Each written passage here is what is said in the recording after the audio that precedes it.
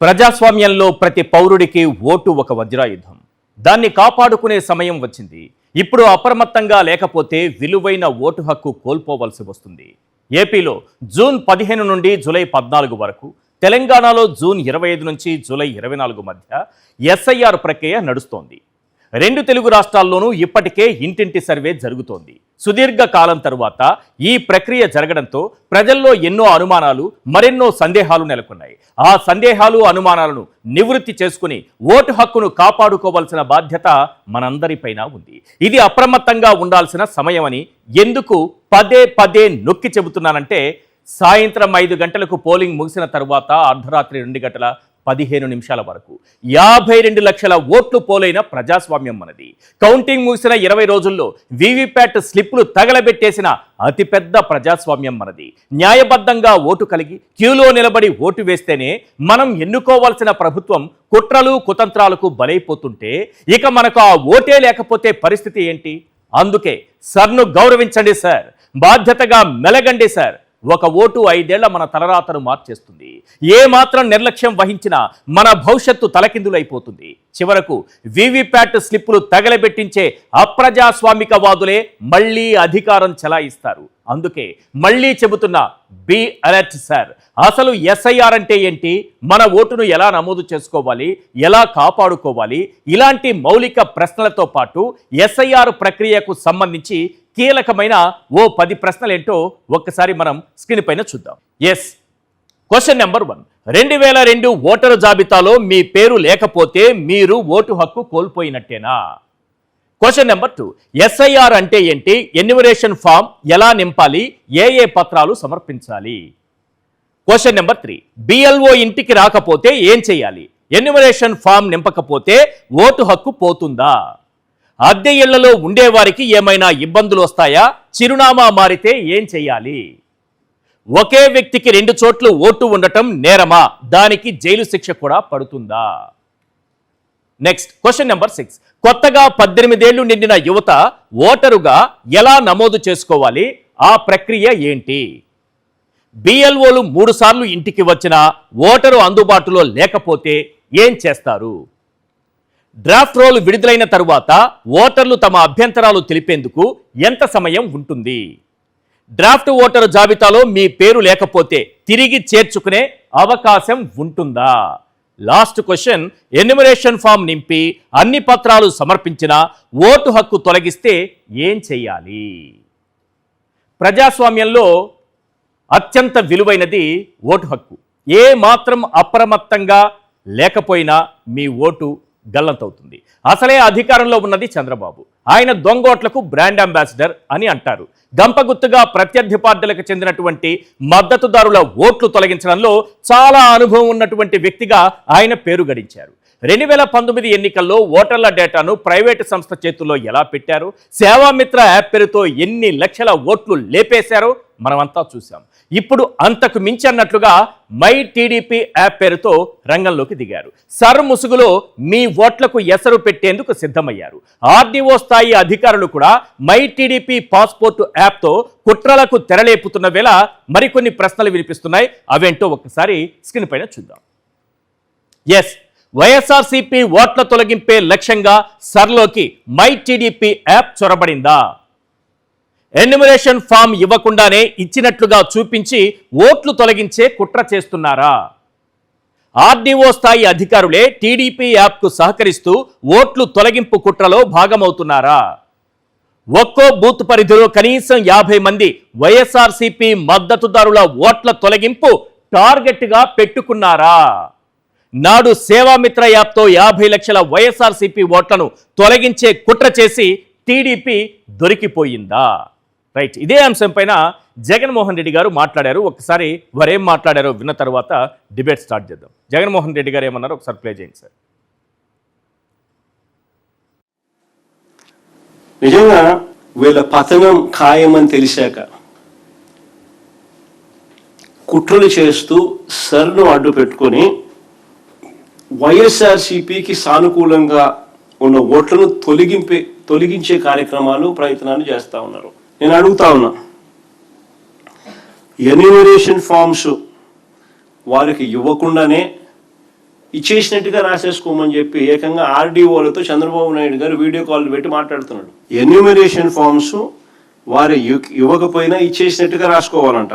అంటే వీళ్ళకి సంబంధించిన ఎన్యూమరేషన్ ఫామ్స్ వాళ్ళు ఇవ్వలేదు అని చెప్పి వైఎస్ఆర్సీపీకి సంబంధించిన సానుకూల ఓటర్లను తొలగించే కార్యక్రమం.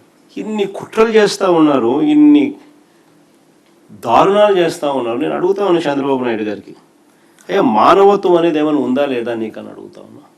ఎందుకనంటే ఈ స్వార్థ రాజకీయాల కోసం అనాలోచితంగా ఈ పేదవాడి ఓటును తొలగించేస్తే రేపొద్దున వీళ్ళకు స్కీమ్లు ఎలా వస్తాయి? ఓటును తొలగించేస్తే వీళ్ళకి స్కీమ్లు ఎలా వస్తాయి? వీళ్ళు ఏ రాష్ట్రం వారని చివరికి వీళ్ళకి సిటిజన్షిప్ కూడా లేకుండా చేసే కార్యక్రమం. ఏ దేశం వాళ్ళని ఇలా చేయడం ధర్మమేనా? ఎవరైనా కానీ ఓటర్ అనేవాడు ఓటరు, నీకేస్తాడా నీకేడా అనే సంబంధం నీకు సంబంధించిన అంశం కాదు.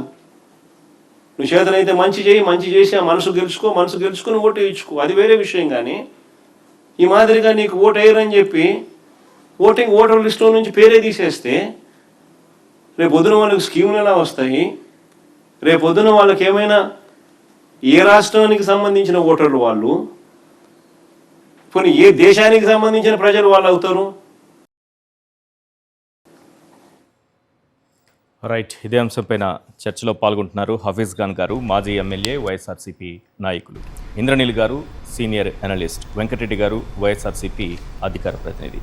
ఎస్ ఇంద్రనీల్ గారు, స్పెషల్ ఇంటెన్సివ్ రివిజన్ అంటే ఏంటి? ఈ ప్రక్రియను ఇప్పుడు ఎందుకు చేపట్టాల్సి వచ్చింది? దీని ప్రధాన లక్ష్యం ఏంటంటే ఏం చెప్తారు? జనరల్గా ఎస్ఐఆర్ అనేది ఫస్ట్ టైం ఏం జరగట్లేదు సార్. ఇది మనకి స్వాతంత్రం అంటే 1950లో ఫుల్ రిపబ్లిక్ ఇండియా అయిన కాడి నుంచి మనకి 10 ఇయర్స్కి 3 టైమ్స్ జరిగింది. తర్వాత ఎవ్రీ 5 ఇయర్స్కి జరిగింది. ఓకే. సో లాస్ట్గా 2002లో జరిగిన తర్వాత కొన్ని కారణాలు ఏవి చెప్పినా కానీ మనకి ఎస్ఐఆర్ నిర్వహించలేదు. జనరల్ ప్రొసీజర్ ఏంటి? జనగణన చేయటం, ఎస్ఐఆర్ నిర్వహించడం, వీటితో పాటు డీలిమిటేషన్ కూడా జరుగుతుంది. అయితే డీలిమిటేషన్ అనేది ఆ జనాభా పెరుగుదలను కంట్రోల్ చేయడానికి అప్పట్లో ఒక నిర్ణయం తీసుకుని 30 సంవత్సరాల పాటు నియోజకవర్గాలను పెంచడానికి వీల్లేదు అని 77లో ఆ టైంలో ఇందిరాగాంధీ గారి హయాంలో కుటుంబ నియంత్రణ చట్టం తెచ్చినప్పుడు దాన్ని హోల్డ్ చేసేసారు, ఫ్రీజ్ చేశారు జియో ద్వారా. సో తర్వాత ఏమైంది? ఈ 2002కు ముందు 2002తో సహా మీరు తీసుకున్నా కూడా ఎప్పుడూ కూడా ఏ ఎస్ఐఆర్లోనూ కూడా అంతకు ముందు జరిగిన ఎస్ఐఆర్ని రిఫరెన్స్ తీసుకోలేదు. ఫస్ట్ గుర్తుపెట్టుకోండి. ఓకే, ఇప్పుడు మనం 2002 తీసుకున్నాం కదా. 2002కు ముందు 1993 to 95 జరిగింది. ఓకే. 2002లో 93, 95ని రిఫరెన్స్గా తీసుకొని ఎస్ఐఆర్ నడవల. ఓకే. ఎస్ఐఆర్ ఎప్పుడైనా ఏం జరుగుతుందంటే ఇంటింటికి వెళ్ళటం, వెళ్ళి అక్కడ ఓటర్స్ని ఫిజికల్గా ఎంక్వైరీ చేసుకొని వాళ్ళ ప్రూఫ్స్ తీసుకొని ఓట్లు రాయటం. ఓకే, ఇది ఎస్ఐఆర్ ప్రొసీజర్. కానీ ఇప్పుడు ఏంటి, ఎన్ఆర్సీని కూడా అంతర్లీనంగా ఈ ఎస్ఐఆర్లో ఇంప్లిమెంట్ చేస్తున్నారు. ఓకే, ఒక కసరత్తు జరుగుతుంది. సో ఎన్ఆర్సీని మనం తప్పట్టాల్సిన అవసరం లేదు. జనరల్గా ఆలోచించండి, ఓటు హక్కు ఎవరికి ఉండాలి? భారత పౌరులకు మాత్రమే ఓటేసే హక్కు ఉండాలి. సో ఆ ఎన్ఆర్సీ అన్నా కూడా అదే కదా. అంటే భారత పౌరసత్వం కలిగిన వాళ్ళకి ఓటు కల్పించే ప్రొసీజరు ఈసారి ఏం చేశారు అంటే, జనరల్గా ఎలా ఉంటుంది, ఈ ఓటు హక్కు పౌరసత్వ ఓటు హక్కు మీద జరిగిన సవరణ గురించి మాట్లాడుకుందాం. ఫస్ట్ 1986లో వచ్చిన సవరణ ఏంటంటే 1987 జూలై 1 కంటే ముందు భారతదేశంలో ఉన్నవారు, పుట్టినవారు అందరూ కూడా భారతీయులే. ఇంకా వాళ్ళు ఎలాంటి ఎడిషనల్గా ఫర్దర్గా ప్రూఫ్ చూపించుకోవాల్సిన నెసిటీ లేకుండా అప్పుడు వచ్చింది. ఆ తర్వాత రకరకాలుగా అంటే జెండర్ ఈక్వాలిటీ అంటే 1987లో వచ్చిన ఆ సవరణలోనే, అంటే 1987 కంటే ముందు పుట్టిన వాళ్ళందరూ ఒక ప్రూఫ్ ఉంటే చాలు ఇక్కడ భారతీయుల కింద కన్సిడర్ చేస్తారు. అలాగే ఫారినర్స్ విషయంలో ఏం చేశారు అంటే భారత సంతతి అని పిలుచుకుంటాం కదా మనం, overseas citizenship of the India. అప్పుడు ఏం చెప్పారు అంటే తండ్రి భారతీయుడై ఉండాలి అన్నారు. ఒక 5-6 ఇయర్స్ తర్వాత మళ్ళీ 92లో జెండర్ ఈక్వాలిటీ తీసుకొచ్చి తండ్రి లేక తల్లి ఎవరో ఒకరు ఇండియన్ అయితే చాలు వాళ్ళ పిల్లలకు కూడా భారత పౌరసత్వం అంటే overseas citizenship of the India ఇచ్చేవాళ్ళు. దాన్ని కొంచెం చేంజ్ చేసి పర్సన్ ఆఫ్ ఇండియన్ ఆరిజిన్ అని ఆ రెండింటిని మెర్జ్ చేసి అన్ని జరిగినాయి. ఎప్పుడైతే అస్సాం మేజర్ ఇష్యూ ఎక్కడ వచ్చింది అంటే, ఈ బంగ్లాదేశ్ యుద్ధం ప్రారంభమైనప్పుడు మనకి అస్సాం ఒప్పందం బిట్వీన్ నేషనల్ గవర్నమెంట్ అండ్ అక్కడ అస్సాం స్టూడెంట్ ఫెడరేషన్స్ వాళ్ళతో ఒక ఒప్పందాలు జరిగినాయి. అంటే ఆ బంగ్లాదేశ్ యుద్ధం ప్రారంభానికంటే ముందు వచ్చిన వలసలందరూ కూడా భారతీయులుగా కౌంట్ చేసేలాగా, ఆ తర్వాత వచ్చిన వాళ్ళకి కౌంట్ చేయనీయకుండా ఇలాంటి కొన్ని జరిగినాయి. అయితే కాలక్రమేణా ఏమవుతుంది, కొన్ని దేశాల నుంచి ఇక్కడికి వచ్చి మన దేశంలో ఒకళ్ళని పెళ్లి చేసుకోవటం వల్ల వాళ్ళ నెక్స్ట్ జనరేషన్ కూడా ఇండియన్ పౌరసత్వం వస్తుంది. సో ఈ అస్సాం ఒప్పందము, ఈ అస్సాం వలసల రీత్యా 2003లో మళ్ళీ ఒక సవరణ చేశారు. 2004 తర్వాత పుట్టిన వాళ్ళు తల్లి తండ్రి ఇద్దరూ కూడా భారతీయులైతేనే వారికి ఓటు హక్కు భారత పౌరసత్వం వస్తుంది. అవును. సో ఇక్కడ మేజర్గా ఏంటి అబ్జర్వ్ చేయాల్సింది, 1987 కంటే ముందు పుట్టిన వాళ్ళు ఒక ప్రూఫ్ ఉంటే వాళ్ళు భారత పౌరులు. 1987 నుంచి 2004 మధ్య పుట్టిన వాళ్ళు వారి అంటే ఆ సదరు ఓటర్ ప్రూఫ్తో పాటు వాళ్ళ తల్లి కానీ తండ్రి కానీ భారతీయులై ఉండాలి. 2004 తర్వాత పుట్టిన వాళ్ళు సదరు ఓటర్తో పాటు తల్లి మరియు తండ్రి ఇద్దరూ కూడా భారతీయులై ఉండాలి. సేమ్ ఎస్ఐఆర్లో ఈ 3 కండిషన్లే పెట్టారు. 1987, 87 టు 2004, 2004 టు అబో 2002 ప్రామాణికం తీసుకొని దాన్ని బేస్ చేసుకుని ఇదే కారణం. ఎలా 2002లో ఎస్ఐఆర్ నడిచింది కదా, 2002లో 18 సంవత్సరాల వయసు కలిగి ఉన్నారు అంటే వాళ్ళు 1984లోనే పుట్టినట్టు. అంటే 1987 కంటే ముందు పుట్టిన వాళ్ళంతా భారతీయులైనప్పుడు 2002 ఎస్ఐఆర్లో పేరు ఉన్న ప్రతి ఒక్కళ్ళు భారతీయులే కదా. సింపుల్. వీళ్ళేం ఆలోచించారు ఎలక్షన్ కమిషను, 2002 ఎస్ఐఆర్ని ప్రామాణికంగా తీసుకుంటే మ్యాపింగ్ చేయగలిగినంత ఈజీ అయిపోతుంది, సో పని తగ్గిద్ది, ఇది సౌలభ్యంగా తీసుకున్నారు. కానీ ఇక్కడే వచ్చింది చిక్కు, మేజర్ ఇష్యూ ఇక్కడే వచ్చింది. కన్ఫ్యూజను, ప్రజలకు అర్థం కాకపోవటము, 2002లో ఎక్కడో ఉండటము, ఇప్పుడు వేరే ప్రాంతాల్లో నివాసం ఉండటము, ఆ మ్యాపింగ్ చేసుకోలేకపోవటము, మ్యాపింగ్ జరగకపోతే ఏమైపోయిద్దో అనే అపోహలు, ఒకవేళ ఇప్పుడు ఓటు హక్కు కోల్పోతే పౌరసత్వాన్ని నిరూపించుకోవాల్సిన పరిస్థితులు ఎదురవుతాయా అనే భయాలు. ఇవన్నీ భయాలు అపోహలేనా, వాస్తవాలు కావా? అంటే కోల్పోతే ఆ పరిస్థితి కూడా ఉంది, ఉంది, నిరూపించుకోవాల్సిన అవసరం కూడా ఉంది. అయితే సార్ ఇప్పుడు జరుగుతున్న ప్రొసీజర్ ఎలా ఉంది, ఆల్రెడీ ప్రభుత్వం ఆంధ్రప్రదేశ్ విషయానికి వస్తే ముందుగానే 65% of the voters mapping complete అయింది అని చెప్పారు. అంటే ఏంటి, మ్యాపింగ్ కంప్లీట్ అయిన వాళ్ళు కేవలం ఫోటో అంటించి సైన్ పెడితే చాలు అని చెబుతున్నారు. ఎందుకంటే ప్రీ ప్రింటెడ్ దాంట్లో వాళ్ళకి ఆల్రెడీ మ్యాపింగ్ దొరికింది కాబట్టి 2002లో ఏ నియోజకవర్గంలో ఏ పోలింగ్ బూత్లో ఏ సీరియల్ నెంబర్లో వాళ్ళు ఉండారు అనేది రాస్తారట. ఇక్కడ ఒకవేళ లేకపోతే ఏంటి, మ్యాపింగ్ చేసుకోలేకపోతే ఏంటి అనేది మేజర్ ఇష్యూ. అలా చేసుకోలేకపోయినా ఓటు పోదు సార్. కాకపోతే ఏమైందంటే నోటీస్ వస్తుంది. ఆ నోటీస్ వచ్చినప్పుడు మనం ఇందాక 3 కేటగిరీస్ చెప్పుకున్నాం. 1987 కంటే ముందు పుట్టారా, 1987 నుంచి 2004 మధ్య పుట్టారా, 2004 తర్వాత పుట్టారా, ఈ 3 కేటగిరీస్ వైజ్ మీకు నోటీస్ వచ్చినప్పుడు సదరు డాక్యుమెంట్ సబ్మిట్ చేసుకుంటే మీ ఓటు కాపాడుకోగలరు. ఈ ఎన్యూమరేషన్ ప్రాసెస్ ఎలా జరుగుతుంది, ఇంటింటికి వచ్చి బిఎల్ఓలు ఎన్యూమరేషన్ ఫామ్ ఇవ్వాలి. రాకపోతే ఏంటి అనేది మళ్ళీ చెప్తా. బిఎల్ఓలు ఇంటింటికి వచ్చి ఎన్యూమరేషన్ ఫామ్ ఇవ్వాలి. మీకు 2002లో మ్యాపింగ్ దొరికినా దొరకకపోయినా ఎన్యూమరేషన్ ఫామ్ ఫిల్ చేసి వెనక్కిస్తే డ్రాఫ్ట్ లిస్ట్లో మీ ఓటు వస్తుంది. కానీ డ్రాఫ్ట్ లిస్ట్లో ఓటు వచ్చినా 2002లో మ్యాపింగ్ చేసుకోలేకపోయిన వాళ్ళందరికీ నోటీసులు వస్తాయి. ఓకే, ఈ నోటీస్ లో ఉన్నా సరే నోటీస్ వస్తుంది.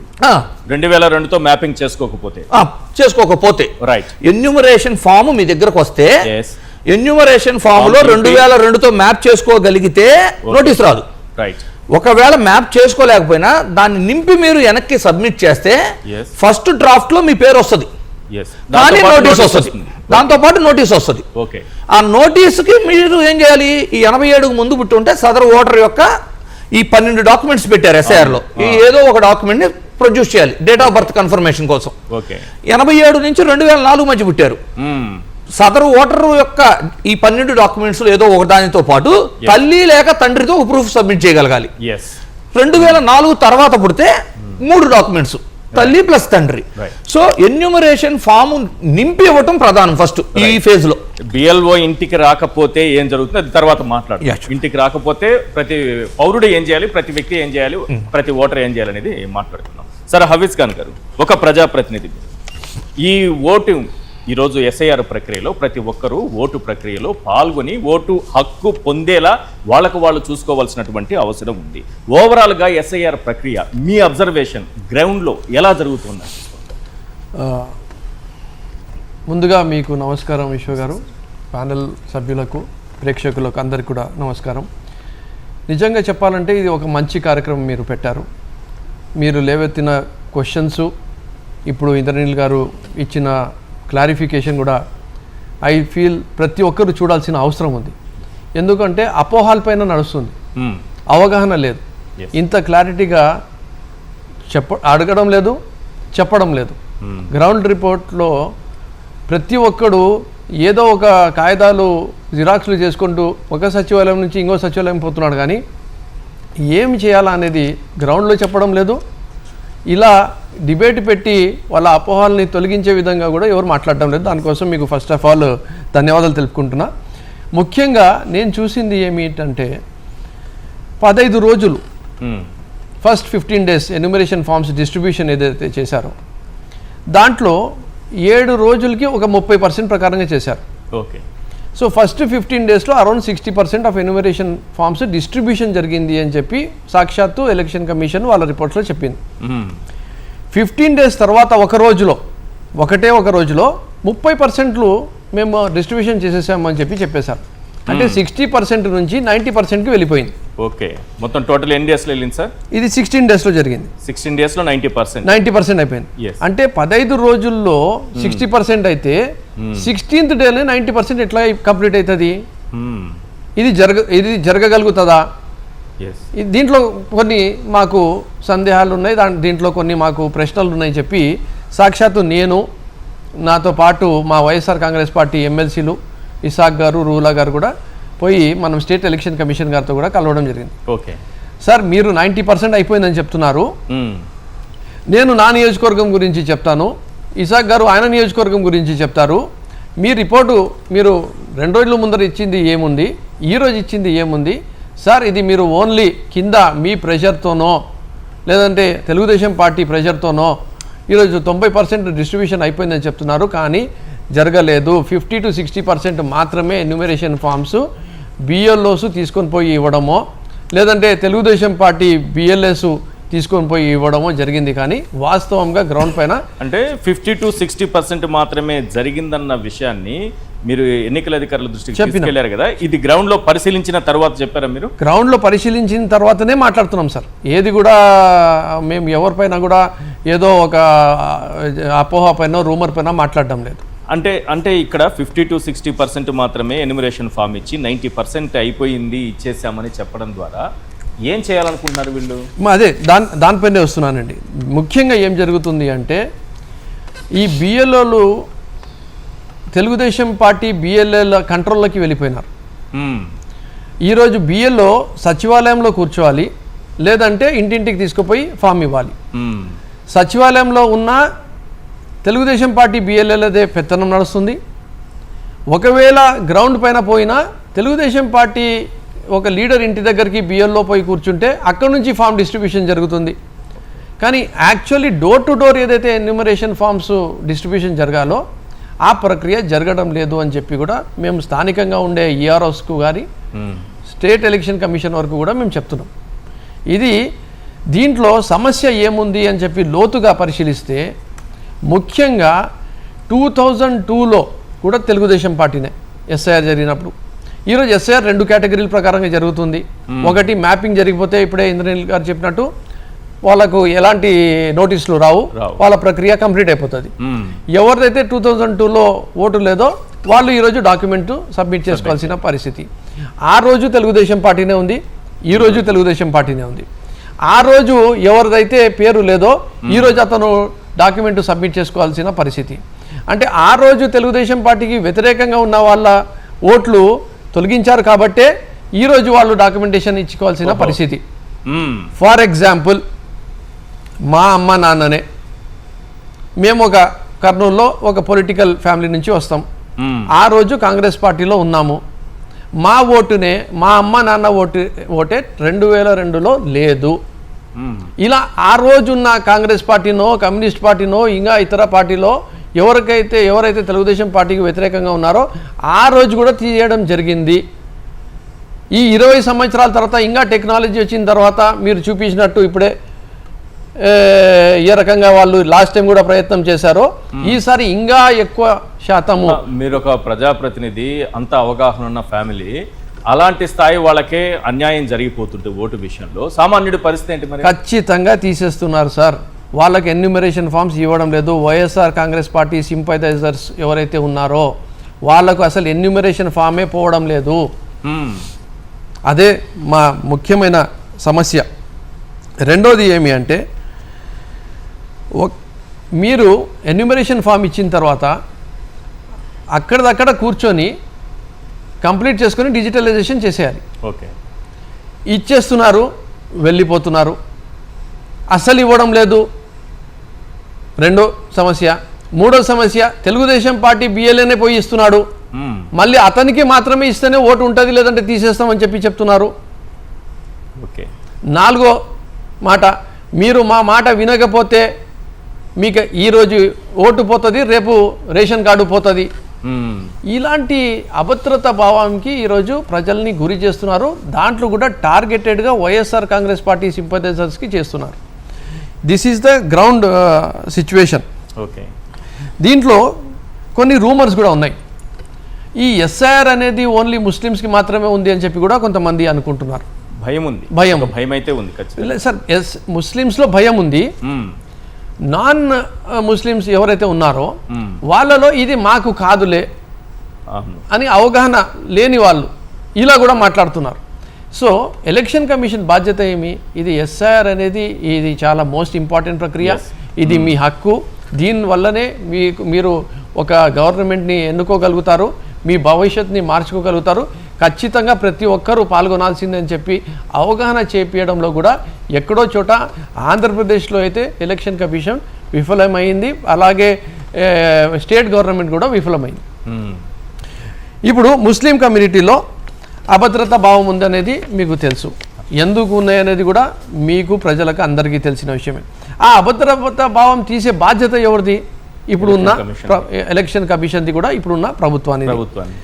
ఈరోజు వెస్ట్ బెంగాల్లో ఎస్ఐఆర్లో పేరు లేదు కాబట్టి మీకు వెల్ఫేర్ స్కీమ్స్ ఇవ్వాల్సిన అవసరం ఏముంది అని చెప్పి సాక్షాత్తు ఎన్డీఏ సీఎం హేమంత్ బిశ్వాస్ గారే ఈరోజు మాట్లాడుతున్నారు.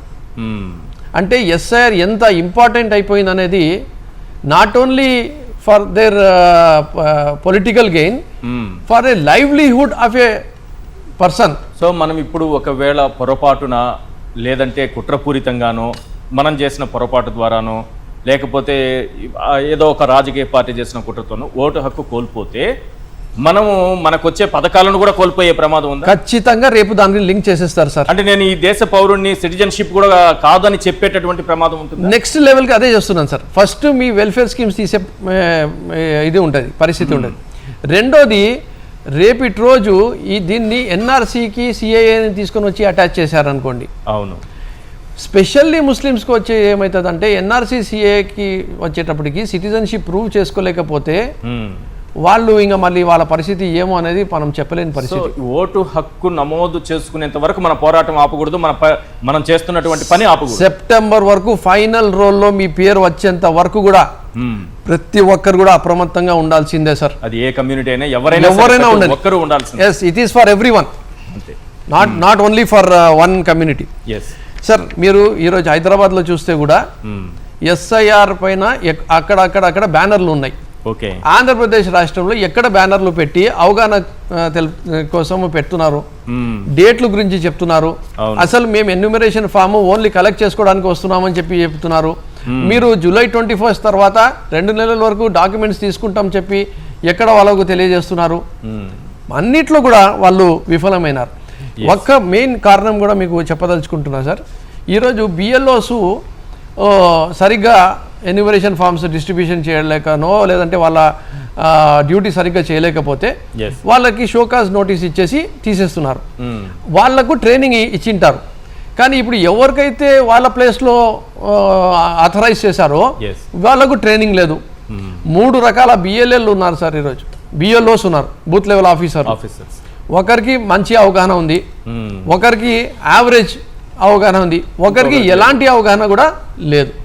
సో బిఎల్ఓని పరిస్థితిని బట్టి కూడా ఇక్కడ తప్పులు జరిగే అవకాశాలు ఉన్నాయి. మ్మ్. ఎక్కడి వరకు అంటే Yes. మ్యాపింగ్లో కూడా వాళ్ళు బ్లడ్ లైన్తోనే మ్యాప్ చేసుకోవాలి. అంటే అమ్మ నాన్న అవ్వ తాత on mother side or father side. కానీ బిఎల్ఓస్కు కూడా అవగాహన లేని వల్ల వాళ్ళు బ్లడ్ లైన్ని ఏదైతే ఫాలో చేయాలో అది చేయకుండా బ్రదర్స్ని సిస్టర్స్ని కూడా మ్యాపింగ్ చేస్తున్నారు. రేపు వాళ్ళు అనామలీస్లో వచ్చేస్తారు. ఎస్ రేపు మళ్ళీ వాళ్ళు డాక్యుమెంటేషన్ ఇచ్చుకోవాలి, ప్రూవ్ చేసుకోవాలి, నోటీసులు తీసుకోవాలి. ఇవన్నిట్లో కూడా వీళ్ళు ఫెయిల్ అవుతున్నారని చెప్పి తెలియజేసుకుంటూ, అలాగే ఎస్ఐఆర్ని అడ్డం పెట్టుకొని తెలుగుదేశం పార్టీ రాజకీయం చేయాలి, నెక్స్ట్ ఎలక్షన్ చేయాలి అనేది మాత్రము ఆలోచిస్తుంది, దానివైపు అడుగులు వేస్తున్నది అనేది 100% చెప్పగలుగుతున్నాం. ఎందుకంటే మై టీడీపీ యాప్ గురించి సాక్షాత్తు తెలుగుదేశం పార్టీ మినిస్టర్లు మరి ఆఫీసర్లు కూడా మై టీడీపీ యాప్ని బేస్ చేసుకొని పని చేస్తున్నారు. కాబట్టి మై టీడీపీ యాప్కి ఎలాంటి ఈ వ్యాలిడేషన్ ఈరోజు లేదు. వాళ్ళు ఫాలో కావాల్సింది ఎలక్షన్ కమిషన్ యాప్ ఫాలో కావాలి, కానీ ఈరోజు మై టీడీపీ యాప్కి వీళ్ళు ఫాలో అవుతున్నారు. వైఎస్ఆర్ కాంగ్రెస్ పార్టీ జగన్మోహన్ రెడ్డి గారు ఎస్ఐఆర్ గురించి అందరికన్నా ఫస్ట్ మాట్లాడారు. మా పార్టీ అన్ని రకాల చర్యలు తీసుకుంది, మొత్తం ట్రైనింగ్ ఇచ్చింది. మేము ప్రజలకు చెప్తున్నది ఒకటే, ఈ నెక్స్ట్ 10 రోజులు మాత్రమే ఆంధ్రప్రదేశ్లో మిగిలి ఉంది. మీరు ఎన్యూమరేషన్ ఫామ్ ఫిలప్ చేసేసి ఇచ్చేయాలి. మీకు ఇవ్వలేకపోతే పోయి తెచ్చుకోవాలి.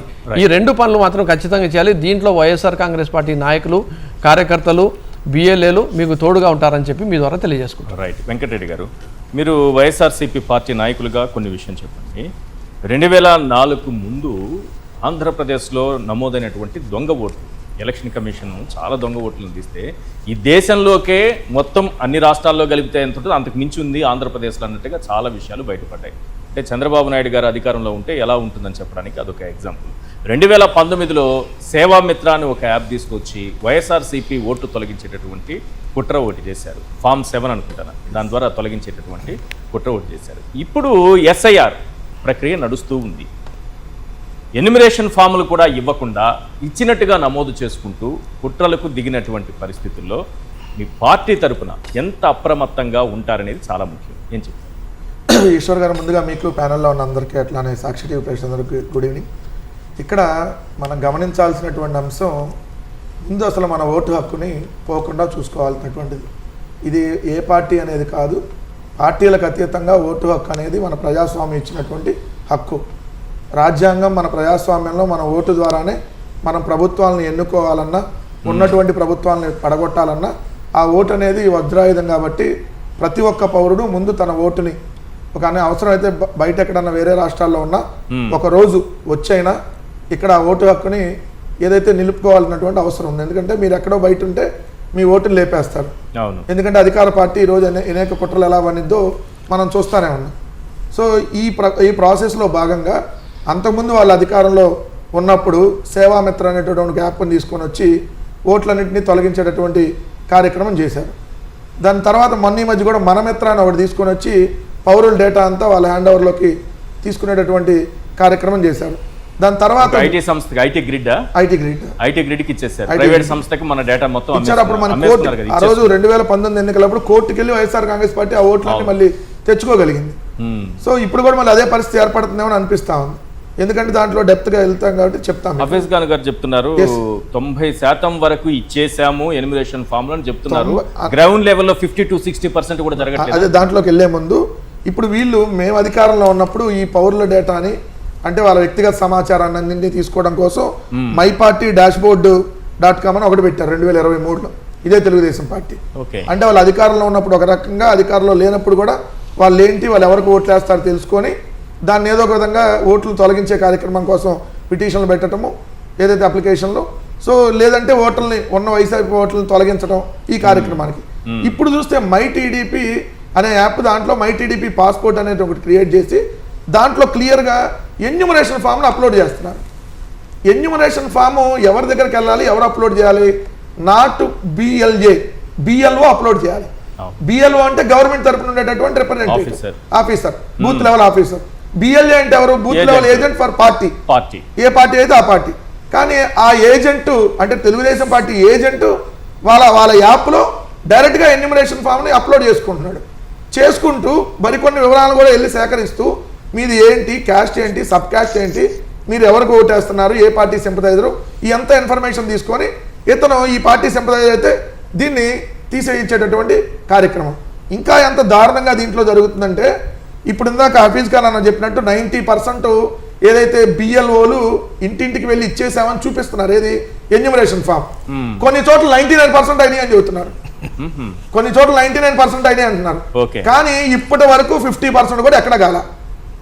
ఎందుకు? అది అయితే మీరు అన్నట్టుగా డిజిటలైజేషన్ కావాలి కదా, ఇమీడియట్ గా దాంట్లో డిజిటల్ అయితేనే దానికి అది ఇచ్చినట్టుగా మనకు లెక్క. ఎక్కడ డిజిటల్ ఆల్మోస్ట్ 90% అవ్వాలి. ఎందుకు 10% ఎక్కడైనా బయట ఉంటారు. ఓ నియోజకవర్గంలో 10,000 ఓటర్లో ఎంతమంది 20,000 బయట ఉంటారు, మిగిలిన అందరూ యాసిడ్ ఇంట్లోనే ఉంటారు కదా. ఈ ఆ బూత్ లెవెల్ ఆఫీసర్కి ఇచ్చింది ఒక బూత్ పరిదే కదా, నియోజకవర్గం అంతా తిరగడు కదా. ఆ బూత్ లెవెల్ ఆఫీసర్ ఇప్పుడు 19 రోజులు అయింది ఈశ్వర్ గారు. జూన్ 15 స్టార్ట్ అయింది ఇది, ఏదైతే జూన్ 15 జూలై 15 వరకు 14 అనుకోండి. సో ఇప్పటికి 19 రోజులు అయితే ఈ ఎన్యూమరేషన్ ఫార్మ్స్ అనే దాని మీద ఇప్పటి వరకు ఎక్కడ 50% కూడా వాళ్ళు వెళ్ళి మాన్యువల్ గా ఇచ్చింది లేదు.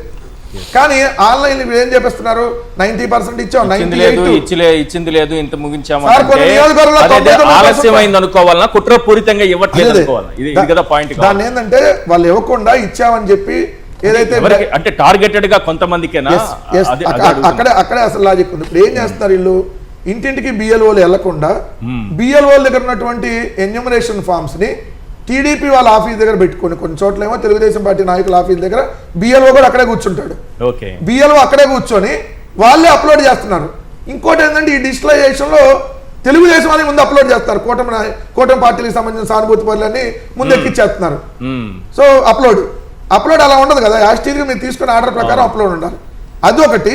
రెండో అంశం ఇక్కడికి వచ్చేటప్పటికి కొన్ని చోట్ల సచివాలయంలో కూర్చొని, సచివాలయంలో తెలుగుదేశం బూత్ లెవెల్ ఏజెంట్ కూర్చుంటాడు, బిఎల్ఓ అక్కడే కూర్చుంటాడు, మీరు ఇక్కడికి రండి అని చెప్పి వాళ్ళని పిలుస్తున్నారు.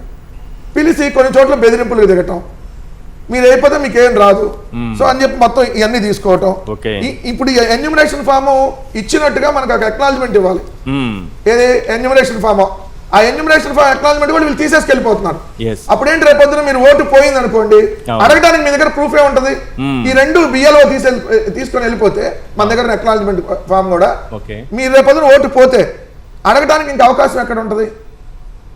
ఇక్కడ కీలకమైన పాయింట్, ఈ బిఎల్ఓల మీటింగ్ లో ఏ రాజకీయ పార్టీ నాయకుడు కానీ, మంత్రులు కానీ, ఎమ్మెల్యేలు కానీ, ఏ ప్రజాప్రతినిధి కూడా పార్టిసిపేట్ చేయకూడదు. మరి మంత్రి నారాయణ ఎలా పార్టిసిపేట్ చేశాడు? బిఎల్ఓ అందరినీ కూర్చోబెట్టి ఒకే చోట సమావేశంలో మంత్రి నారాయణ బరి తెగించి ఎలా కూర్చున్నాడు? మరి ఏదైతే ఎలక్షన్ కమిషనర్ నిద్రపోతున్నాడో కంఫర్ట్ లేదు, ఇది కంఫర్ట్ లేదు ఎలక్షన్ కమిషనర్కి. అంటే నా భాష కొద్దిగా అట్టానే వస్తుంది లోకేష్ దీని, మరి కంపడతారా? ఇవన్నీ కంపడితే మరి మీరు ఎందుకు యాక్షన్ తీసుకోలేదు వీటన్నిటి మీద? ఇది కదా మనం చెప్పాల్సింది. ఎలా కూర్చుంటాడు? ఇప్పుడు బూత్ లెవెల్ ఆఫీసర్ పైన ఎవరుంటారు? ఏదైతే అసిస్టెంట్ ఎలక్ట్రల్ రిజిస్ట్రేషన్ ఆఫీసర్ ఉంటారు, ఏఈఆర్ఓ. తర్వాత ఈఆర్ఓ ఉంటాడు, ఏది నియోజకవర్గానికి సంబంధించి, జిల్లాకు సంబంధించి కలెక్టర్, పైన సిఇఓ, ఏది ఎలక్షన్ కమిషనర్ సంబంధించి. వీళ్ళే కదా సమావేశం అవ్వాల్సింది. దీంట్లో ఈ నాయకులు ఎట్లా మంత్రులకి, ఎమ్మెల్యేలకి, ఎమ్మెల్యే ఆఫీసుల్లో తీసుకోవటం, ఎమ్మెల్యే ఆఫీసులో కూర్చొని బూత్ లెవెల్ ఆఫీసరు అక్కడే ఫిల్ చేయటం, అక్కడే ఎంట్రీ చేయటం, అక్కడే అందరిని పిలిపించుకోవటం. అక్కడికి వస్తారా? తెలుగుదేశం వాళ్ళు వస్తారు కానీ వైసీపీ వాళ్ళు రారు కదా. సో అసలు ఇట్లా వెళ్ళటానికి ప్రాసెస్ లేదు కదా. ఇదొక రకమైనటువంటి కుట్రకు తెరలేపుతా ఉన్నారు. రెండోది, ఇక్కడ ఈ ఆధార్ లింక్ అనేది పెట్టకపోవటం వల్ల ఇప్పుడు డబుల్ ఎంట్రీ. ఇప్పుడు ఏమన్నా సార్, ధనేకుల సుబ్బారావు మనకు బాగా తెలుసు కదా, తెలుగుదేశం పార్టీ ఏదో రాజధానిలో ఫ్లాట్లు తీసుకుని ధనేకుల సుబ్బారావు, తుళ్ళూరులో ఓటు ఉంటుంది ధనేకుల సుబ్బారావు పేరుతో, వాళ్ళు అధికారంలో ఉన్నారు కదా. అదే తుళ్ళూరు నియోజకవర్గంలో తాటికొండలో సుబ్బారావు ధనేకులు అని ఉంటుంది పక్కన. ఆయనకు ఆడ ఇల్లు ఉంటుంది, ఏడా ఇల్లు ఉంటుంది. పక్కన మంగళగిరిలో సుబ్బారావు డి అని ఉంటుంది. ముగ్గురు ధనేకుల సుబ్బారావు ఒకటే. ఇంకో చోట డి సుబ్బారావు కూడా ఉంటుంది, డి సుబ్బారావు డి అని ఉంటుంది, అదే డి సుబ్బారావు. ఇటు మధ్య 4 ఓట్లు ఒక వ్యక్తి కింద పెట్టుకోవచ్చు. రెండు చనిపోయిన వాళ్ళు ఇప్పుడు వాళ్ళు ఎందుకు చెప్పారు మీరు అంటే బాగా నోటెడ్ అయ్యాడు కదా ఈ మధ్యనే. ధనేకుల సుబ్బారావు అయితే ఇంకో ఎల్లారో ఇంకో పుల్లారో ఎవరు ఎగ్జాంపుల్ సంబంధించి చెబుతున్నా. రెండోది, ఇక్కడ తెలుగుదేశం పార్టీ సింపథైజర్ చనిపోయి ఉన్నారు అనుకోండి, ఇప్పుడు వాళ్ళ ఓట్లు మళ్ళీ ఎంట్రీ చేపిస్తున్నారు, ఎంట్రీ చేపిస్తున్నారు. ఏది ఇప్పుడు, ఎందుకంటే వాళ్ళ చేతుల్లో బిఎల్ఓలు వాళ్ళ చేతుల్లో ఉన్నారు కదా ఆఫీసర్లు. అదే ఇప్పుడు తెలుగుదేశం పార్టీకి సంబంధించినటువంటి ఒక కుటుంబానికి సంబంధించిన దాంట్లో ఓ తండ్రికి ఒక కూతురు ఉంటుంది అనుకోండి, కూతురు పెళ్ళి వేరే చోటుకి వెళ్ళిపోయింది అనుకోండి, ఆ ఓటు అక్కడ ఉంటుంది, కానీ మళ్ళీ ఇక్కడ కూడా ఎంట్రీ చేపిస్తున్నారు. సో అందుకు బిఎల్ఓలు అడ్డం పెట్టుకుని అదే వైఎస్ఆర్సీపీ వాళ్ళు ఎక్కడైనా ఇప్పుడు సపోజ్ హైదరాబాద్ లో ఉన్నారనుకోండి, ఏదైనా వ్యాపారాలను కూడా చేసుకోవడానికి, ఇతను లేడని చెప్పి ఇక్కడ నుంచి తీసేపించేటటువంటి ప్రక్రియ. సో ఇంత దారుణాలు ఇక్కడ జరుగుతా ఉన్నాయి. ఈ సర్ర అనేటటువంటి ప్రక్రియ నిజంగా ఇప్పుడు మనం పశ్చిమ బెంగాల్లో చూసాం. సో ఎంత రాజకీయ కుట్రకి తెరలేపారో, సేమ్ ఇప్పుడు ఆంధ్రప్రదేశ్ లో కూడా ఒక సైలెంట్ గా ఈ ఓట్లన్నింటినీ తొలగించేటటువంటి ఒక రాజకీయ కుట్ర జరుగుతూ ఉంది. లేదంటే వాళ్ళకి సంబంధించిన బోగస్ ఓట్లని ఏదైతే దీంట్లో మళ్ళీ యాడ్ చేసుకునేటటువంటి ప్రక్రియ జరుగుతూ ఉందనేది మై టీడీపీ పాస్పోర్ట్ యాప్ ఏదో ఉందంటే కదా, దాని గురించి ప్రత్యేకంగా మీతో మాట్లాడతాను. ఇంద్రనీల్ గారు, ఇప్పుడు డ్రాఫ్ట్ ఓటర్ జాబితాలో పేరు ఉన్నా నోటీస్ వచ్చే అవకాశం ఉందని మీరు చెప్పారు. అసలు పేరే లేకపోతే మనకి నెల రోజులు టైం ఉంటుంది సార్. మీకు జూలై 14th ఎన్యూమరేషన్ కంప్లీట్ అవుతుంది. వీళ్ళు డిజిటల్ చేసేసి ఆ ఫైనల్ ఫస్ట్ డ్రాఫ్ట్ రిలీజ్ చేయడానికి 7 days time. July 21st release చేసిన తర్వాత 1 month టైము అబ్జెక్షన్స్ క్లైమ్స్కి ఉంది. ఓకే. సో ఆ టైంలో మళ్ళీ Form 6 అప్లై చేసుకోవాలి. Form 6 అండ్ ఆ డేట్ ఆఫ్ బర్త్ని బేస్ చేసి రిలవెంట్ డాక్యుమెంట్స్ యాడ్ చేసుకొని మనం మళ్ళీ క్లెయిమ్ చేసుకుంటాం. ఈ క్లెయిమ్ చేసుకుంటానికి 1 month టైం ఉంది. అంటే Form 6 ఇవ్వచ్చు, లేదు వేరే అతను ఓటు అక్రమంగా ఉంది అంటే Form 7 ఇచ్చి డిలీషన్ చేపియచ్చు. అలాగే నా పేరు తప్పు అంటే డిజిటలైజ్ చేసేటప్పుడు ఎంట్రీ తప్పుగా కొట్టారు, నేను కరెక్షన్ చేయించుకోవచ్చు. లేదు ఇప్పుడు ఈ ప్రొసీజర్లో నేను ఎక్కడో గుంటూరులో నా ఓటు ఉంది సార్, బట్ నేను ఇప్పుడు హైదరాబాద్లో ఉంటున్నా. నేను హైదరాబాద్లో నా ఓటు కావాలని కోరుకుంటున్నాను అనుకుందాం. కానీ ఎన్యూమరేషన్ ఫామ్ అంటే కరెక్ట్గా 6 నెలల క్రితమే నేను ఇటు వచ్చాను. ఎన్యూమరేషన్ ఫామ్ ఏమో గుంటూరు వచ్చింది. కొన్ని సందర్భాల్లో ఏమైంది, ప్రజెంట్ ఆడ ఎన్యూమరేషన్లో కంప్లీట్ చేయించేసుకున్నా 2002 మ్యాపింగ్ చేయించి. సో నేను అడ్రస్ చేంజ్ కోసం కూడా పెట్టుకోవచ్చు అది Form 8 ద్వారా. అంటే కరెక్షన్స్, ఎడిషన్స్, డిలీషన్స్ ఈ 3 కూడా నెల రోజులు క్లెయిమ్స్ చేసుకోవడానికి టైం ఉంది. ఆ నెల రోజులు చేసుకున్న తర్వాత మళ్ళీ ఈఆర్ఓ, ఏఈఆర్ఓ ఈ వచ్చిన డాక్యుమెంట్స్ లీగల్గా కరెక్ట్గా ఉన్న వాటి అన్నింటినీ త్రూ చేసేస్తారు. ఇప్పటికీ అనుమానం ఉంటే నోటీసులు ఇచ్చి పిలిపించి అంటే వాళ్ళ వాదన వినటం ఇవి కూడా ఉంటాయి. సో అల్టిమేట్లీ అసలు ఓటు ఎప్పుడు పోయే అవకాశం ఉంది. అంటే ఈ అన్ని పర్ఫెక్ట్ గా నేను ఇచ్చాను, అన్ని డాక్యుమెంట్స్ ఇచ్చాను, అన్ని బేసికల్లీ ఏంటి అంటే ఖచ్చితంగా ఓటు వస్తుందా, ఒకవేళ పోయే ప్రమాదం ఎక్కడైనా ఉందా అదే చెప్పబోతున్నా. మనం అన్ని డాక్యుమెంట్లు ఇచ్చినా నేను ఇప్పుడు ఎవరిని బ్లేమ్ చేయాలని కాదు, బిఎల్ఓ దాన్ని సబ్మిట్ చేయకపోతే రానట్టే కదా అది పాయింట్. సో మనం హఫీజ్ ఖాన్ గారు చెప్పినట్టు సెప్టెంబర్లో వచ్చే ఫైనల్ డ్రాఫ్ట్ వరకు అప్రమత్తంగా ఉండాల్సిందే ప్రతి ఓటు గురించి. రెండోది ఏంటి, ఓటు డిలీట్ చేయాలి అంటే ఎన్యూమరేషన్కి అవైలబుల్ లేరు కదా అని డిలీట్ చేయడానికి లేదు. బిఎల్ఓలు 3 times నోటీస్ సర్వ్ చేయాలి. నోటీస్ సర్వ్ చేసిన తర్వాత నోటీస్ అందుకోవడానికి ఎవరు అందుబాటులో లేకపోతే ఆ రీజన్ని రాసి పబ్లిష్ చేయాలి గవర్నమెంట్ ఆఫీస్లో అంటే సచివాలయంలో. ఆ తర్వాత మాత్రమే ఓటును డిలీట్ చేసే హక్కు బిఎల్ఓ స్థాయిలో ఉంటుంది. కానీ Form 7 ఒకటి తీసుకొచ్చి వీళ్ళు లేరు, వీళ్ళు వెళ్ళిపోయారు, వీళ్ళు ఇక్కడ అందుబాటులో లేరు అని ఆ గ్రామస్తులో లేకపోతే అంటే ఒక పార్టీ నాయకుడు ఎవరో వెళ్ళి ఇచ్చారనుకోండి, ఓటు తొలగించేస్తారా? అది ఇప్పుడు జరగదు. ఫస్ట్ డ్రాఫ్ట్ రిలీజ్ అయిన తర్వాత 1 month క్లైమ్స్ టైం ఉంటుంది కదా, అప్పుడు జరుగుతుంది. ఇప్పుడు ఏం జరుగుతుంది అంటే sir, pre printed enumeration forms మాత్రమే డోర్ టు డోర్ సబ్మిట్ చేస్తున్నారు. ఈ డోర్ టు డోర్ సబ్మిట్ చేసి రిటర్న్ వచ్చిన ప్రతి ఫాము కూడా ఫస్ట్ డ్రాఫ్ట్ లో ఉంటుంది. డెత్, డూప్లికేట్, డిలీటెడ్ లాంటివి రావు మోస్ట్లీ. డూప్లికేట్ రాకుండా ఉండాలి అంటే డూప్లికేట్స్ కూడా డిలీట్ అవ్వటానికి కూడా సొల్యూషన్స్ ఉన్నాయి. చెప్తాను. 3 ఓట్లు నమోదైన వాళ్ళు దొరికితే ఏమన్నా కేసు ఏమైనా పెడతారా? 100% కేసు సార్. ఇంటెన్షనల్ గా రాపించుకున్నట్టు, ఇంటెన్షనల్ గా రాపించుకున్నట్టు. తెలంగాణ, హైదరాబాద్ నుంచి వచ్చి మన కేసే వాళ్ళు ఎక్కువ మంది ఉంటారు కదా. ఇప్పుడు రీసెంట్ గా ప్రకాష్ రాజ్ గారికి 4 ఓట్లు ఉన్నాయని కేసు ఫైల్ చేశారు. ఇక్కడ 2 కంపారిజన్స్ చూస్తా చూడండి. ప్రకాష్ రాజ్ గారు వృత్తిరీత్యా ఇల్లు మారిన ప్రతిసారి అక్కడ ఓటు వదిలేశారు, కొత్త ఓటు నమోదు అవుతా ఉంది. ఆయన దగ్గర 4 ఓట్లు ఉన్నాయి. కానీ ఆయన ఎక్కడ 4 చోట్ల ఓటేసి ఉంటే మాత్రం క్రైమ్. ఆయన ఇంటెన్షనల్ గా చేసింది కాదు అది.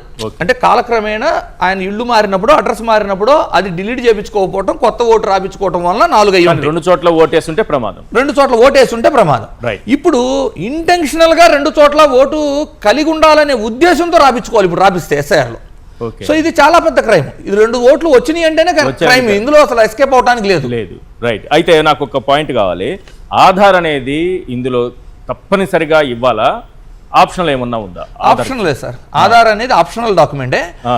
కానీ బిఎల్ఓలు కనుక అందరి దగ్గర ఆధార్లు కలెక్ట్ చేయగలిగితే maximum voter ID and Aadhaar card integration కూడా కంప్లీట్ అవుతుంది. సో డూప్లికేట్ ఓట్స్ అనేది ఇంకా తగ్గుతాయి. అవును, ఎందుకు ఆధార్తో లింక్ చేయట్లేదు?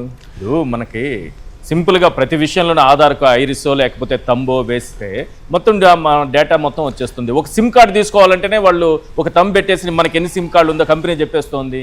మరి ఓటును కూడా అనుసంధానం చేసేస్తే సింపుల్గా అవుతుంది కదా, ఎక్కడి నుంచైనా ఎప్పుడైనా. అంటే ఒకసారి తంబు పెట్టినప్పుడు లేకపోతే ఒక ఐరిస్ తీసుకున్నప్పుడు ఒక అతను ఓటు హక్కును వినియోగించుకున్న తర్వాత దాన్ని ఇంకా ఎక్కడ వినియోగించుకోవడానికి అవకాశమే లేకుండా పోతుంది. అంటే బేసికలీ వాళ్ళ వాదన ఏంటంటే సార్, ఎలక్షన్ కమిషన్ యొక్క వాదన ఆధార్ కార్డు అనేది యూనిక్ కాదు అనేది వాళ్ళ ఫస్ట్ వాదన. ఇంకో కార్డు ఇద్దాం.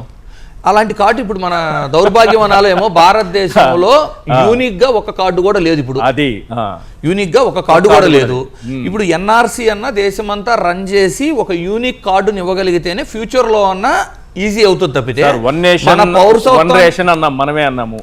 వన్ నేషన్ వన్ రేషన్ అంటాము, వన్ నేషన్ వన్ ఎలక్షన్ అంటున్నాము, వన్ నేషన్ వన్ ఓటు పెడదాము. ఏదో ఒక కార్డు ద్వారా మొత్తం దేశంలో ఎక్కడైనా కూర్చొని వారి రాష్ట్రానికి సంబంధించి ఓటు వేసేటటువంటి టెక్నాలజీని కూడా తీసుకురావచ్చు కదా. ఒక ఆధార్ కార్డు ఇంకో కార్డు మీరు అన్నట్టుగా అట్లాంటిది పెట్టి ఒక ఐరిసో తంబో తీసుకొని చేయొచ్చు కదా.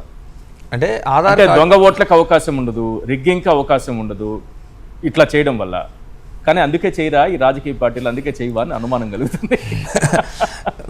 Basically sir, Aadhaar card duplicate చేయొచ్చు అనేది ఎలక్షన్ కమిషన్ యొక్క వాదన. సో అది చేయొచ్చు కూడా, అది వాస్తవం కూడా. ఓకే. సో మనం ఆధార్ కార్డు జనరేషన్ అప్పుడు ఏం జరుగుతుంది అంటే సార్, మన బయోమెట్రిక్ తీసుకొని ఒక ఐడితో క్రియేట్ చేసిద్ది, మళ్ళీ మనం తమ్ము పెట్టినప్పుడు సేమా కాదా చెక్ చేసిద్ది. కానీ ఉన్న ఎంటైర్ డేటాబేస్ లో ఇది యూనిక్ గా కాదా చెప్పలేదు.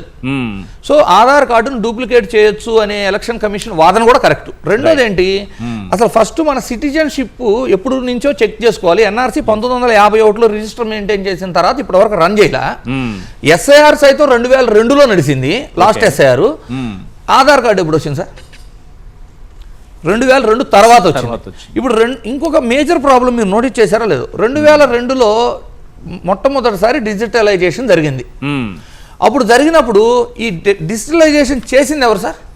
ఎలక్షన్ కమిషన్, వాళ్ళ ఎంప్లాయీసే కదా, అంటే government employees and election commission. 2025 voter data digitalize చేసింది లేదు, మనకు ఓటర్ కార్డులు డిస్ట్రిబ్యూషన్ చేసింది ఎవరు? మళ్ళీ ఎలక్షన్ కమిషన్ అండ్ వాళ్ళే కదా. ఇప్పుడు వాళ్ళు చేసిన టెక్నికల్ ఎర్రర్స్, ఓకే, వాళ్ళు డిజిటలైజేషన్లో ఈ పేర్లు తప్పు కొట్టడం అవ్వచ్చు, క్లరికల్ ఎర్రర్స్ అవ్వచ్చు. సఫర్ అవ్వాల్సింది ప్రజలు ఎందుకు అవ్వాలి? ఇప్పుడు ఆన్లైన్ ఎన్యూమరేషన్ ప్రొసీజర్ ఒకటి అవైలబుల్ ఉంది. ఆన్లైన్ ఎన్యూమరేషన్లో మీ ఆధార్ కార్డులో మరియు ఓటర్ ఐడిలో spelling each and every character ఈక్వల్గా ఉంటే కానీ అది ఎన్యూమరేషన్ తీసుకోదు. మరి ఇప్పుడు ఆ రెండు కార్డుల్లోనూ డేటా ఎంట్రీ చేసుకుంది ఓటర్గా ప్రజలు కాదు కదా. అవును, డేటా ఎంట్రీ చేసిందో, కార్డు డిస్ట్రిబ్యూట్ చేసిందో, కార్డు మీద రెడీ చేసిందో అదంతా ఎవరు? ఎలక్షన్ కమిషన్ వాళ్ళే కదా. మరి వాళ్ళు చేసిన తప్పుకి ప్రజలు ఎందుకు సఫర్ అవ్వాలి? రెండు అవేర్నెస్ ప్రోగ్రామ్ కూడా అసలు జరగట్లేదు సార్. అదే హఫీజ్ ఖాన్ గారు కూడా అదే అన్నారు కదా. సార్ ఒక విషయం చెప్పండి, ఇప్పుడు పౌరుల బాధ్యత చెప్పాం మనం, మీ ఓటు కోల్పోకుండా జాగ్రత్త పడండి, నమోదు చేసుకోవడంలో జాగ్రత్త పడండి. ఒక ఓటు చాలా ఇంపార్టెంట్, అది ఒక వజ్రాయుధం, ఇన్ని రకాలుగా మనం చెప్తున్నాం. రాజకీయ పార్టీల బాధ్యత ఎంత ఈ ఓటు ప్రక్రియలో ప్రజలకి అవగాహన కల్పించడం లాంటి? సార్ మీరు చూస్తే ఖచ్చితంగా రాజకీయ పార్టీల బాధ్యత కూడా ఉంది. ఒక ఓటరు పొద్దున్న నుంచి రాత్రి వరకు అతను తన కడుపు తిప్పల కోసము అక్కడికో ఇక్కడికో తిరుగుతుంటాడు. అవును, అతనికి పూర్తిగా అవగాహన లేని వల్ల అతను నష్టపోతుంటాడు ఈ ప్రక్రియలో. అతను నష్టపోయే అతనికి నువ్వు ఇలా నష్టపోతున్నావు అని చెప్పి అతనికి చెప్పాల్సిన బాధ్యత ఒకవైపు ఎలక్షన్ కమిషను, గవర్నమెంటు, తర్వాత రాజకీయ పార్టీలు, ముగ్గురిది కూడా ఉంది.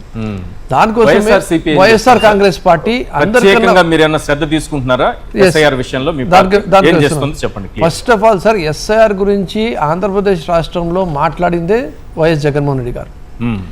రెండోది, మేము డిస్ట్రిక్ట్ లెవెల్ ట్రైనింగ్ మీటింగ్స్, తర్వాత అసెంబ్లీ లెవెల్లో బిఎల్ఏ ట్రైనింగ్ మీటింగ్సు, టెలికాన్ఫరెన్స్లో వాళ్లకు పూర్తిగా అప్రమత్తం చేసే విధంగా వాళ్లకు ఒక బుక్లెట్ ఇచ్చి మొత్తం ట్యుటోరియల్ ఇవ్వడము, ఇవన్నీ ట్రైనింగ్ కూడా వాళ్ళకు చెప్పడం జరిగింది. ఓకే.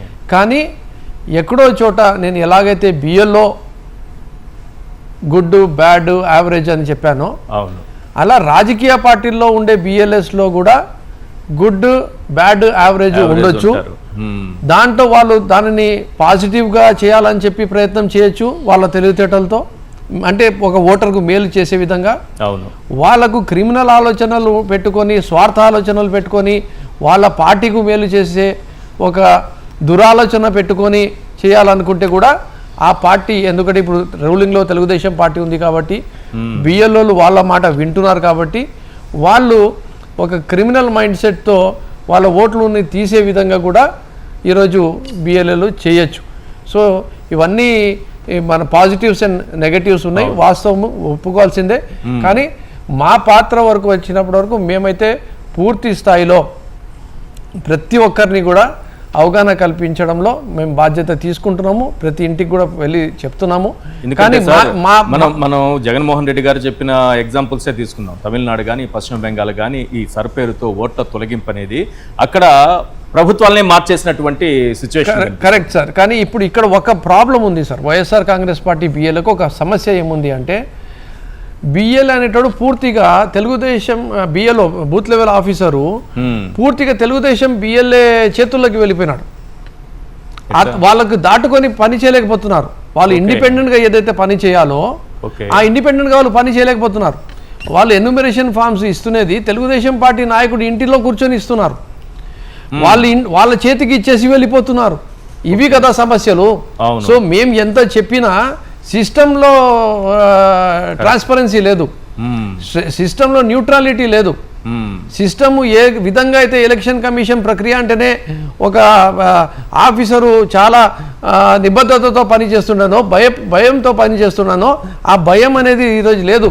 వాళ్ళు భయపడుతున్నది ఈరోజు ఉండే ప్రభుత్వంతో, ఈరోజు ఉండే ప్రభుత్వంలో ఉండే పెద్ద మనుషులతో భయపడుతున్నారు, కానీ ఎలక్షన్ కమిషన్తో భయపడడం లేదు. ఓకే. సో దాంతో కొంత అవకతవకలు జరిగే ప్రమాదం అయితే ఎక్కువగానే కనిపిస్తుంది. ఖచ్చితంగా పడతాయి.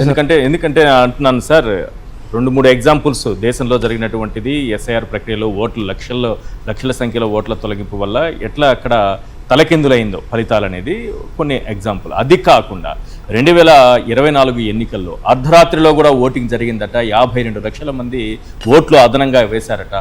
ఇవి కూడా జరుగుతున్నటువంటి పరిస్థితులు. కాబట్టి వైఎస్ఆర్సీపీ ఎంత అప్రమత్తంగా ఉంటుందనేది, లేకపోతే బిఎల్ఏలా దానికి బాధ్యతలు ఎవరు ఉన్నారో, ఆ బాధ్యతలు ఎవరు తీసుకున్నారో వాళ్ళందరూ ఎంత అప్రమత్తంగా పనిచేస్తున్నారనేది చాలా ముఖ్యం. ఖచ్చితంగా వైఎస్ఆర్ కాంగ్రెస్ పార్టీ బిఎల్ఏలు కానీ, ఎవరైతే నియోజకవర్గ స్థాయిలో ఉన్న కోఆర్డినేటర్లు కానీ సెప్టెంబర్ వరకు లాస్ట్ ఓట్ రోల్ వచ్చేంత వరకు పూర్తిగా ముగిసేంత వరకు ప్రతి ఒక్కరూ దీంట్లో ప్రతి ఒక్క ఓటుని కాపాడే విధంగా ఖచ్చితంగా అప్రమత్తంగా ఉండాలి, పని చేయాల్సిందే. లేదంటే ఖచ్చితంగా పార్టీ నష్టపోతుంది. రైట్. ఇప్పుడు బూత్ లెవెల్ ఆఫీసర్లనే మేనేజ్ చేయడం ఒకటే కాదు సార్, వాళ్ళు తెలుగుదేశం వాళ్ళు చేస్తుంది. అసలు ఎలక్షన్ కమిషన్ ప్రక్రియలోనే ప్రైవేట్ వ్యక్తులను తీసుకొని వచ్చి పెట్టారు ఆల్రెడీ చంద్రబాబు నాయుడు గారు వచ్చినాక. ఇది చూడండి, మీకు 22/1/2025 ఎవరు ఎలక్షన్ కమిషనర్ అధికారి కార్యాలయంలో ఐటీ ప్రాజెక్ట్ మేనేజర్గా బోడపాటి అనిల్ అనేటటువంటి ఒక వ్యక్తిని 1,40,000 రూపాయల శాలరీ ఇచ్చి తీసుకొని వచ్చి దాంట్లో నియమించారు. మరి ఇంకా అవకతవకలు జరగక ఏం జరుగుతాయి? బోడపాటి అనిల్ కుమార్ అనే ఒక ప్రైవేట్ వ్యక్తి ఎలా వచ్చారు? అదే కదా, ప్రైవేట్ వ్యక్తిని ఏదైతే ఐటీ ప్రాజెక్ట్ మేనేజర్గా ఎలక్షన్ కమిషనర్ ఆఫీస్లో ఐటీ ప్రాజెక్ట్ మేనేజర్గా తీసుకొని వచ్చారు. అతని విధులు ఏదంటే ఈవీఎంలు, సాఫ్ట్వేర్ ట్రాకింగ్తో పాటు ఎన్నికల ప్రక్రియకు సంబంధించిన సర్వం ఇతర పర్యవేక్షణలో ఉంటాయి. ఈవీఎం పేరింటేనే మీ గుండెలు ఆగిపోయేటట్టు ఉంటుంది. అంటే ఇప్పుడు మళ్ళీ చంద్రబాబు నాయుడు గారు ఎలా ఓటర్ల జాబితా సవరణలో ఎలక్టరల్ రోల్స్ లో పేరు చేర్చడం, పౌర సరఫరాల దరఖాస్తుల అమలు స్థితిని రోజువారీ పర్యవేక్షించడం, రాష్ట్ర వ్యాప్తంగా ఈవీఎం ట్రాకింగ్ సాఫ్ట్వేర్ ద్వారా ఎలక్ట్రానిక్ ఓటింగ్ యంత్రాలకు సంబంధించిన వివిధ సమస్యలను పరిష్కరించడం, ఎస్ఎంఎస్ గేట్వే ఏకీకరణ, ఎస్ఎంఎస్ ఆధారిత పర్యవేక్షణ వ్యవస్థలో ఫామ్ 1 to 8 డేటా పర్యవేక్షణ, ఫామ్ 1 to 8 డేటా పర్యవేక్షణ, జిల్లా అధికారులు కేంద్ర ఎన్నికల సంఘం మధ్య ఎప్పటికప్పుడు సమన్వయం, live webcasting, counting and index card అప్లికేషన్ల పర్యవేక్షణ, మొత్తం ఎంటైర్ ఎన్నికల ప్రక్రియ ఈ రోజు ఒక ప్రైవేట్ వ్యక్తి చంద్రబాబు నాయుడు గారి ప్రభుత్వంలో తీసుకొని వచ్చి వేమూరి హరికృష్ణ గారికి లక్ష కూడా బాధ్యతలు ఇచ్చుంటే బోడపాటి అనిల్ బోడపాటి అనిలే కదా సార్, వేమూరి హరికృష్ణ అనే వ్యక్తి ఉన్నారు కదా, ఆయనకు కూడా ఇస్తే ఆయన పూర్తి అవగాహన ఉన్న అసలు వ్యక్తి ఎన్నికలు కదా. పెట్టడం నేను సరే ఇప్పుడు ఎన్నికల్లో ఈ విధంగా ఇప్పుడు మోసాలు చేయటం, వెన్నుపోట్లు పోవటం, ఓట్లు తీసేపించటము, లేదంటే దొంగచాటుగా ఈవీఎంలు కట్టడం, అర్ధరాత్రి పూట ఓట్లు వేసారని చెప్పటం. ఇప్పుడు ఇదే ఇప్పుడు చచ్చిపోయిన వాళ్ళ ఓట్లన్నీ ఇప్పుడు దీంట్లో యాడ్ చేస్తారు. తెలుగుదేశంలో చచ్చిపోయిన వాళ్ళు ఉంటారు కదా, వాళ్ళకి సంబంధించిన సానుభూతి పరులు, వాళ్ళకి దీంట్లో అట్లానే పెట్టి అర్ధరాత్రి ఓటింగ్ ఇదే, వాడు ఆత్మహత్య చేసిద్ది. ఎక్స్ట్రా పోయినాయి అంటే వాళ్ళు వచ్చేయరు, ఇదే ఉంటుంది అనమాట. ఈ ఓట్లన్నీ వేసినట్టుగా చూపిస్తారు. మరి ఎంత పోలింగ్ ప్రక్రియ, అది ఈ ఓట్లకు సంబంధించినటువంటి ప్రక్రియలో ఇంత అవకతవకలు జరుగుతుంటే ఎలక్షన్ కమిషన్ ఒక్కరోజు మాట్లాడాల. ఇన్ని బిఎల్ఓలకు సంబంధించి ఇదిగోండి తెలుగుదేశం పార్టీ ఆఫీసులో కూర్చొని బిఎల్ఓలు ఎన్యూమరేషన్ ఫామ్స్ ఇస్తున్నారు అని అన్న ఎలక్షన్ కమిషనర్ ఇప్పటి వరకు అసలు ఆయన ఎవరు అధికారి, వివేక్ యాదవ్ ఎవరు అన్నట్టున్నారు. ఒక్కరోజు నోరు తెరిచి వాళ్ళ మీద చర్యలు తీసుకున్నట్టు కానీ లేదు, మొత్తం మళ్ళీ ఆ ప్రాసెస్ మళ్ళీ ఇంకొక పెట్టి కావాలంటే ఎక్స్టెండ్ చేసి చేస్తామని కానీ. ఎందుకంటే ఇప్పుడు ఈ అవకతవకలు జరుగుతున్నప్పుడు ఖచ్చితంగా మళ్ళీ కొన్ని చోట్ల మళ్ళీ చేయాలి కదా రిపీట్గా. అవును, అవన్నీ ఎక్కడ ఎలక్షన్ కమిషనర్ మాట్లాడుతుంది? మొత్తం ఇదంతా ప్రజాస్వామ్యం ఇక్కడ ఏం లేదు సార్. డైరెక్ట్గా గుద్దుకోవటమే వాళ్ళ ఇష్టం వచ్చినట్టుగా.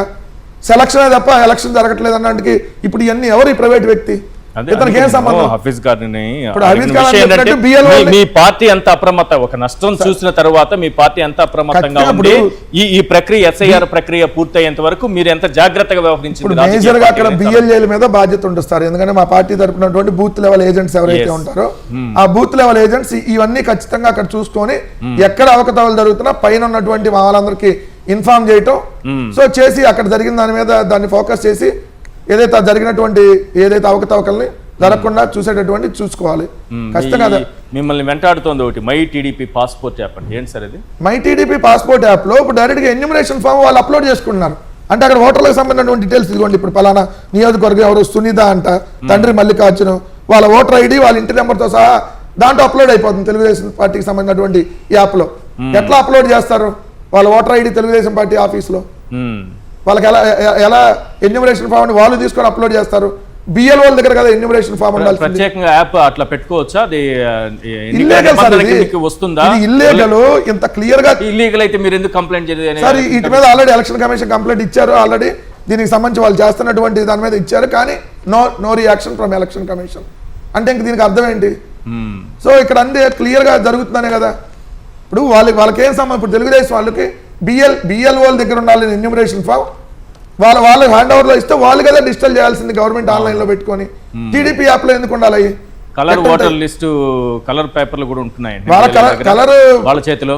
అది రాకూడదు కదా, బయటికి రాకూడదు కదా. కలర్ ఓటర్ల లిస్ట్ ఏమో వాళ్ళకి ఇచ్చారు. అవును, బ్లాక్ అండ్ వైట్ ఉండాలి. కమిషన్ దగ్గర మాత్రమే కలర్ ఉంటుంది. అదే సార్ చెప్పట్లా, వాళ్ళు డైరెక్ట్ గా నేరుగా ఏ రోజు గెలవటం వాళ్ళకి చేత కాదు. సో ఇలా దొంగదారులు గెలవాలంటే ఏం చేయాలి? ఓట్లు తీసేయాలి, లేదంటే బోగస్ ఓట్లు జాయిన్ చేసుకోవాలి. సో ఉన్న వైసీపీ సానుభూతి పరుల ఓట్లు తొలగించేయాలి.